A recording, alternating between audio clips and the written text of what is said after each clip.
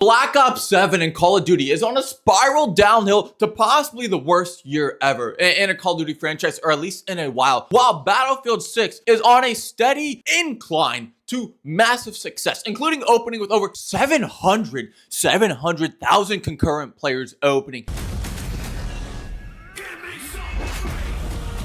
That is a lot, even for the big step to wrap his head around. So today we're going over a list of a couple things that I think Black Ops 7 did wrong, but Battlefield 6 ended up doing correct, and that's why their success is looking way better. Again, make sure to subscribe. I'm trying to hit 3K subs, and let me know your thoughts in the comments, because I'm obviously going to miss some stuff, and I'm reading all of them. Are my nipples hard? My nipples are getting hard talking about Battlefield. Anyways, starting off with listening to the community. I think Battlefield 6 did a tremendous job of responding to the community. And I know you're going to say in the comments, oh, but Treyarch on Twitter is responding and doing this and listening to the community, right? They added skill-based matchmaking and took it away. No. Here's the difference. Battlefield 6 willingly came into this wanting to listen to the community. Treyarch and Call of Duty almost feels like their hand is forced. They're doing it now because they're like, oh, we got competition and we have to, at least in my opinion. While Battlefield 6, I feel like genuinely wanted to listen to the community, wanted to make changes. They did the beta. They made changes during the beta. They took stuff that people wanted to learn about the beta and have it and see it change in the actual game. And they made those changes. This is the difference here. But Call of Duty, it feels like they're almost only doing this changes because they feel like Battlefield 6 is doing it, and they have competition this year with Battlefield, and they have competition this year with Arc Raiders and other games coming out. So they need to step up their game and finally start responding. But I feel like we can all see through this with Treyarch and Activision and everything going on. It feels like you're only doing it because you have to. Because if you wanted to do it, you would have done it for the previous CODs when we were begging for changes, begging for updates, begging for new stuff, and you didn't. Most of the time, we couldn't even get a response on places like X and everything. Battlefield was updating the time to kill, making changes to guns, adjusting stats, making adjustments to all the vehicles and stuff going on. And it seemed like because they wanted to make a good game, and they wanted to make it for the community. And you know what? It showed at launch. Because we felt that love. We kind of felt the passion. We felt the OG Battlefield boots on the ground. We were promised an all-out Battlefield. And you know what we got in the beta? And you know what we got in the game? That is what we got. A Battlefield. Non-stop. Action. Kind of strategic. Not this run, fast-paced time to kill like Call of Duty. We got the Battlefield that we like. And it shows. That's why we showed up with our wallets when it came time to play the game. Because we bought the game. We liked it. Next up, I have to talk about innovation. The only thing slightly different that feels in Black Ops 7 is the fact that there's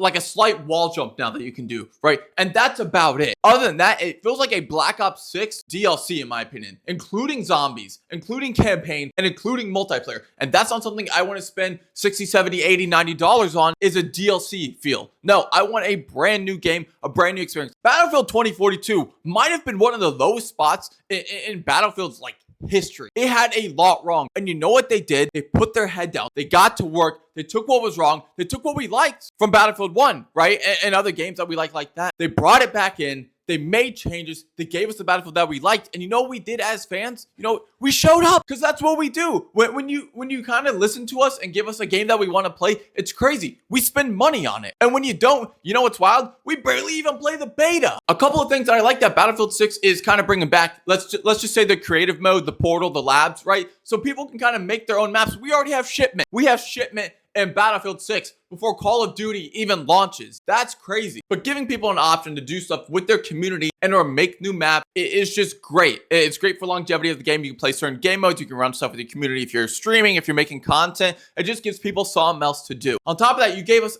a roadmap, a good roadmap with stuff we want to look forward to, like the BR. The BR isn't coming months down the line next year. You know when it's dropping? The 28th as of right now of October. And I get it. Oh, we've had so many BRs in the past. I'm over BRs. If you're over BRs, I understand. I get that.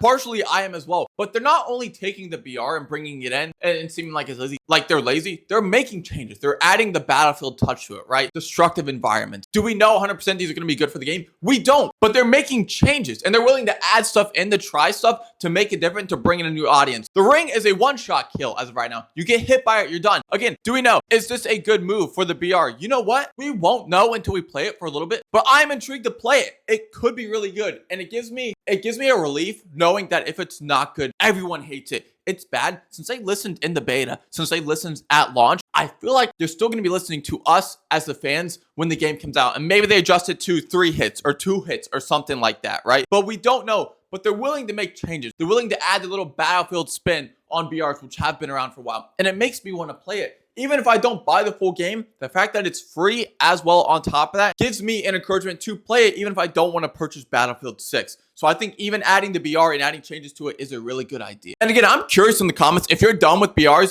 will you give this BR a chance, or are you just like, no, nothing against Battlefield, I'm just kind of done? Let me know your thoughts on that in the comments. And the last one I want to say is marketing. Just a reminder, we're trying to hit 3K subs. If you guys can subscribe, let me know your thoughts on this video in the comments. I'm kind of new to doing these long form videos. But marketing, did you guys know at COD Next, right, some of the streamers and content creators there also had a problem, right? They sent zombies creators there, and a lot of the times they had to play multiplayer, they had to play Warzone, and then barely got time on zombies. And vice versa with some of the people that mainly play like multiplayer and Warzone, they had to play a lot of zombies and stuff like that. Some of the zombies content creators there, like Mr. Dalek JD, he got like 30 minutes on zombies. He's like, dude, I'm here to play zombies. Let me play it. Let me market the game. Let me hype up my community in order to buy the game. And on top of that, when some of these people, these content creators played it even earlier, they were under NDA. They couldn't fully give their thoughts. They couldn't fully give their opinions. And it kind of left a weird taste in their community's mouth when they're like, why can't you talk about the full game? Is it good? Is it bad? Are these the changes that we want? Should I buy the game? Now, NDAs aren't 100% new when it comes to game testing and all this stuff. And I get it. But when you're a game this big and you're kind of months before release and you're still doing NDAs and people can't have a serious conversation with the community about whether it's going to be good or bad, that's kind of where we have a problem. While Battlefield kind of did it, and